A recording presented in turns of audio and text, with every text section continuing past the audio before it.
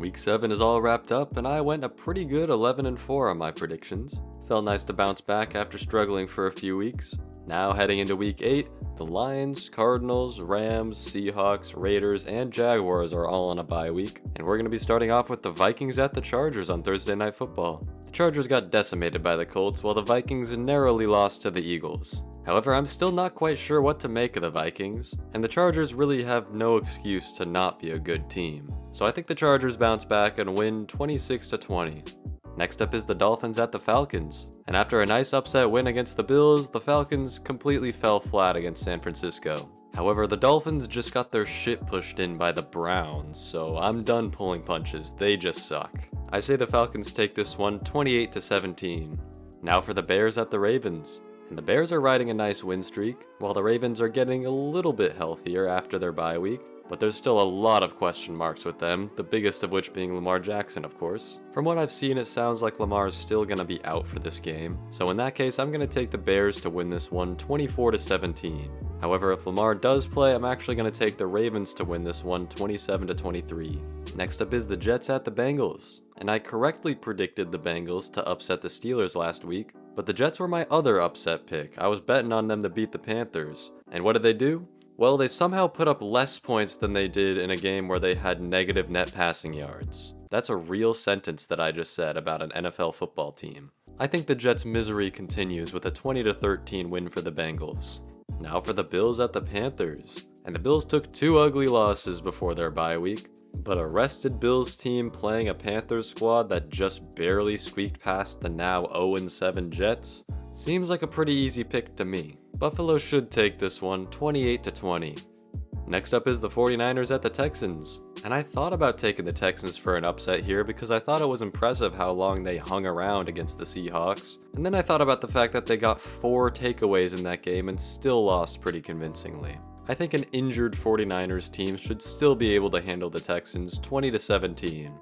Next up is the Browns at the Patriots, and there were actually signs of life in Cleveland for once. But Drake May is playing incredibly well, and it's starting to look like the Patriots finally have an exciting quarterback for the first time since Drew Bledsoe. I say the Patriots take this one 27-20. And now for the Giants at the Eagles. This is a tough one because the Giants destroyed the Eagles last time they played, and while they did choke really hard, they did look pretty good against the Broncos for the most part. However, this time it's being played in Philadelphia, and as I always like to say, it's hard to beat a good team twice. With Philly's offense finally coming to life last week, I think they keep that rolling and take their revenge 27-21. Now for the Buccaneers at the Saints. The Bucs are coming off of a pretty ugly loss, but it was against the Lions, so when you lose to a team that good, you can't fault them too much. The Saints, on the other hand, lost pretty convincingly to the Bears. I think the Buccaneers bounce back and win this one 27-17. Next up is the Titans at the Colts, and the Colts might actually be for real. If I'm not mistaken, they have the best record in the entire league right now, which I certainly did not have on my bingo card. The Titans have looked pretty lifeless, and I don't expect that to change anytime soon. I'm taking the Colts to win this one 31-16. Now for the Cowboys at the Broncos. And the Cowboys offense, which has already been playing at a high level this year, kicked it up to a new gear with CeeDee Lamb back against the Commanders. The Broncos showed a lot of resilience to come back against the Giants, but if you're in a position where you need to come back against the Giants, I think that's telling enough. I say Dallas takes this one 28-22.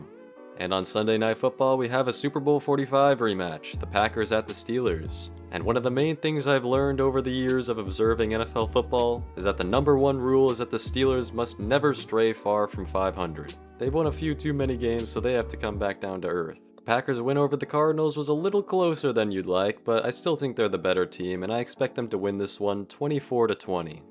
And finally, we have the Commanders at the Chiefs on Monday Night Football. I'm not ready to say the Chiefs are all the way back after beating up on the lowly Raiders, but I'm certainly not writing them off. The Commanders' receiving core is decimated by injuries, and if I'd known that last week, I wouldn't have picked them. So with the Chiefs finally rediscovering this mystical thing called offense, I don't know if the Commanders are going to be able to keep up. I'm taking the Chiefs in this one 27-20.